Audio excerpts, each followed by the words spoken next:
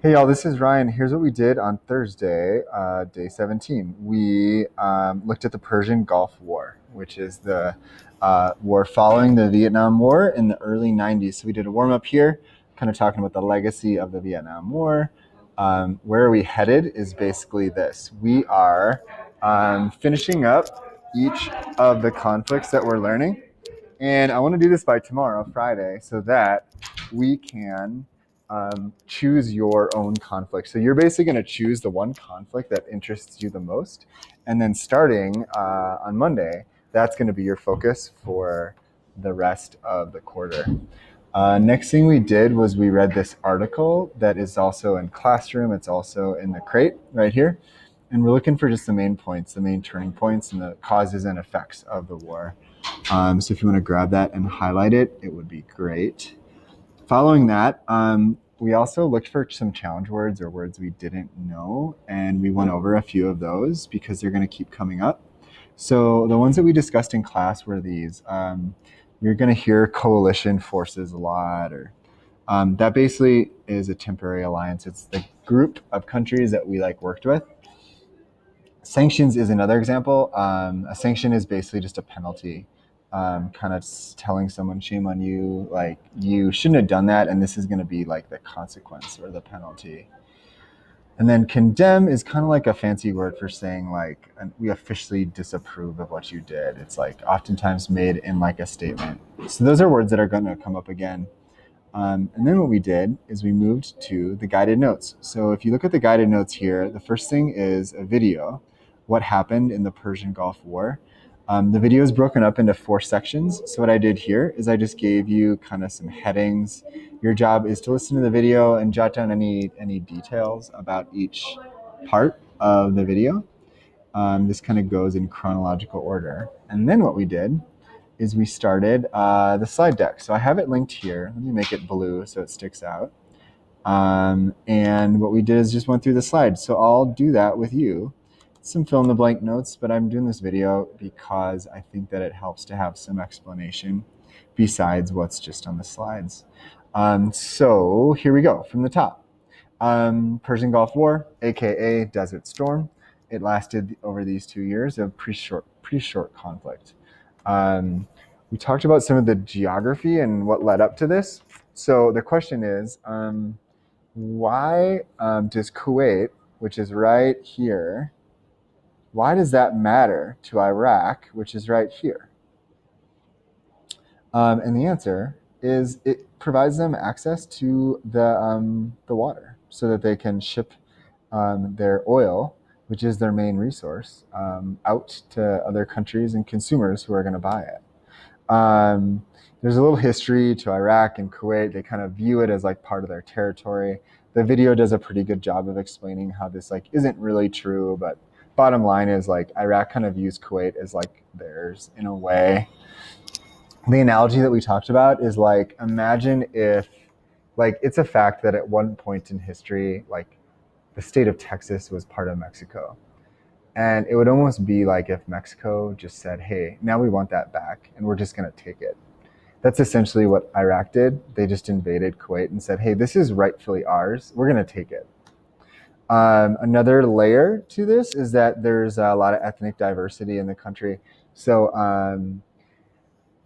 a lot of the Sunni and the Shia Arabs are in the south here, but then there's this ethnic minority up here in the north, the Kurds. And this is a group that's going to experience some discrimination and genocide as well. Like we mentioned earlier, there's a lot of oil fields in Iraq. This kind of shows you the layout. Cities that we're going to see here a lot are Baghdad is the capital city right here. Mosul is another city that we might hear of. And here's a little more about the background of the leader of Iraq, Saddam Hussein. So some context is basically to the whole situation is that Iraq's basically bankrupt. They're in debt to Kuwait because they just finished fighting a big war with neighboring Iran, so they're pretty broke. Like I mentioned earlier, Iraq considers Kuwait part of them or like a province. And then lastly, he has this theory that they're like slant drilling, which means they like drill diagonally into like Iraqi's oil instead of their own oil, which is kind of just like a silly theory. And if you know anything about oil fields, like they don't stop at a political border; they just continue. So anyway, that's like kind of his justification and some background. A little history or like a little context about like our relationship with Iraq. We're like okay, but we're not cool. We're not like friends. We're not enemies. We're kind of in the middle. And here's the reason we're a little concerned. Iraq is a friend or an ally of our enemy, the USSR, the Soviet Union. Also, Iraq is critical of our ally, Israel. And they've also supported a bunch of terrorist groups. So they're not quite an enemy, but they're like a friend of our enemy and they're an enemy of our friend, if that makes sense. So like generally, like we're not super jazzed about, we don't trust them very much. Next, there's nothing on your notes about this, but basically it kind of builds a little like background knowledge on like how this all led to war. Like when Iraq was fighting Iran, we like had a slight preference for Iraq winning. It's kind of like a lesser of two, but anyway. And then Saddam believed that we were like conspiring against their economy. So anyway, it all starts when Iraq invades Kuwait. They just like march right over, take over, and the UN says, "Hey, that's not okay. We think that that's so out of line that we're going to authorize military force." So here is basically how it went. So the blue lines show kind of the movement of troops, and then this border is Kuwait right here. So this happens on August 2nd, so kind of the middle of 2000, or sorry, not 2000, 1990. And basically, it's ugly. They commit some abuses and they basically annex Kuwait or say, like, this is now part of our territory. And then they continue on. So if you look below this border here, all the stuff down here, that's Saudi Arabia. And we're starting to get nervous that they're going to continue on to Saudi Arabia, which is our ally. So you'll see in just a second, we move in to help Saudi Arabia, who's our ally. Another thing that's going on is that Saddam's refusing to allow a lot of Westerners to leave Iraq. And he's calling them guests, but most of the world is viewing them as like human shields that he's using to protect himself from an attack.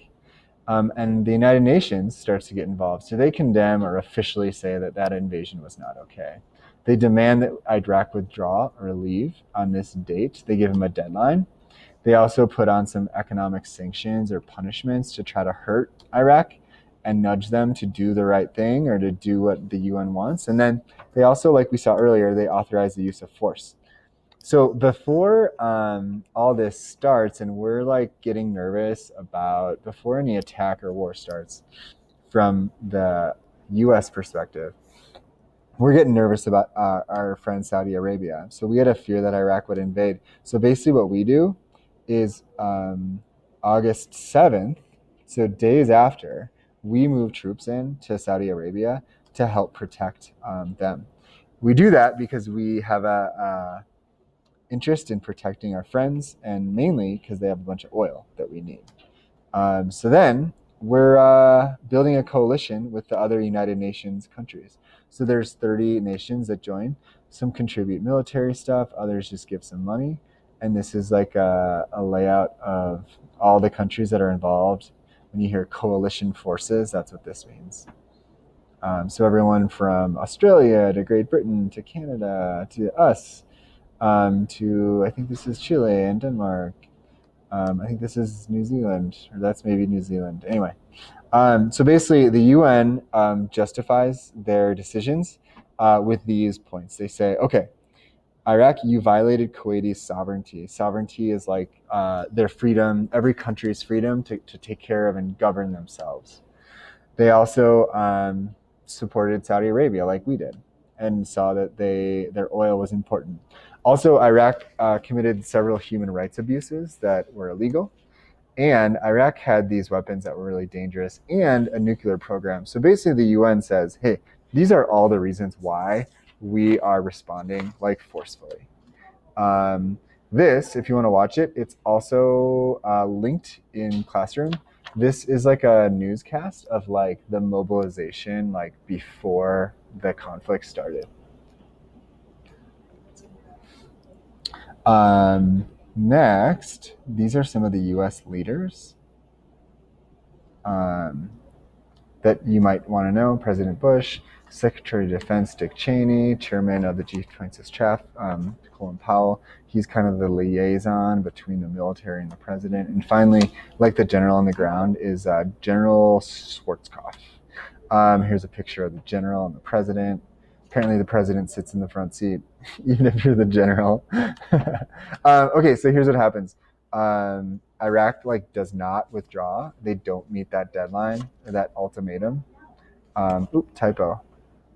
And the date of, and 2 days later, on January 17th, the coalition starts the offensive. The codename is Desert Storm. It used to be Desert Shield to protect Saudi Arabia. Now it's Desert Storm. This is like the full-on attack. So basically, it starts with an attack from the sky, massive air campaign. The coalition's attempting to take out critical things like radar, airfields, the capital city, dams, and electrical power plants. There's a lot of civilian casualties, but the ultimate goal is to try to eliminate any like strategic things to cripple Iraq before they can kind of mobilize and start a conflict. The Navy joins, and there's all this new technology, like we can shoot missiles from boats now, and there's cruise-guided missiles, and there's fighters that can take off from aircraft carriers. Also, new technology is there's this stealth technology. They built this plane with this like permeable skin, so that like radar would bounce off it in strange directions, and it was kind of undetectable. So we're getting like better technology, better surveillance, better information than we've ever had. During all this, some airplanes are shot down, and some prisoners of war are taken and mistreated. And Saddam would do this strange thing where he would basically like kind of capture and torture a POW and then force them to read like a written statement condemning the coalition actions, or like putting down their own country, which is a real strange thing. Israel and Saudi Arabia are really fearful that like Saddam's gonna harm them. So we start assessing, okay, how far can these missiles reach? And at the time, this is how far they can go. So they could hit Israel right here. This is Jerusalem. They can hit most of Syria. They can hit most of Saudi Arabia. So there's a really big fear there. The U.S. gets to utilize a lot of our improved technology, like Patriot air defense missiles. And next phase is that there is a ground assault. So coalition forces go in February of 2001, and basically like quickly overtake the Iraqis. So the first phase was like just from the air to kind of weaken. This is like kind of the real combat. Iraqis suffer huge losses, and basically we surround the Iraqi forces. So here's some pictures of the action. So basically what we do is we surround them, the coalition forces, and we kind of send them back to Iraq. So this shows the details of like who's doing what. But you can see there's lots of players in the game. It's not just the U.S. And this is a few images of like kind of what the combat looks like. You can see the terrain here. It's rugged in places. It's very like desolate and dry in other places. And by the end, Kuwait is liberated. So in the end, we send the Iraqis back to Baghdad. So here's an image of Iraqi soldiers surrendering and Kuwaitis welcoming us. And one of the kind of controversial things that happens is this thing called the Highway of Death. So there's this one highway through the desert. And as the Iraqis are retreating, we keep bombing them. And there's some question of like, is that justified or not? You know, they're already retreating, they're already going back. And at times it looks like this, and then at times it looks like this. One intelligence officer said this. So it's pretty bad. And as the Iraqis are retreating, this happens. They basically light oil wells on fire. So it leads to a bunch of environmental negative environmental outcomes. Here's another picture. And finally, the fighting ends. So it's only 100 hours of like on the ground, less than 300 casualties. And here's kind of like the take-home points of like the controversial things in the end. People consider like, was that treatment of the highway of death, was that too harsh? Like the video said, President Bush allows Saddam to stay in power. People question if that was the right move. Also, we ask ourselves, did we like do enough to protect the Kurds? And also, veterans are returning with this weird illness that's like not defined by any existing like diagnosis, and we just come to call it the Gulf War syndrome. So here's the take home, the results and the legacy. So we liberate Kuwait. Unlike Vietnam, soldiers are greeted positively, and it's generally like a feel-good war, and it erases some of the negative feelings from Vietnam. Things like our technology worked really well, and there was very little loss of life, and are kind of the positives for Americans. And here's some consequences for Iraq.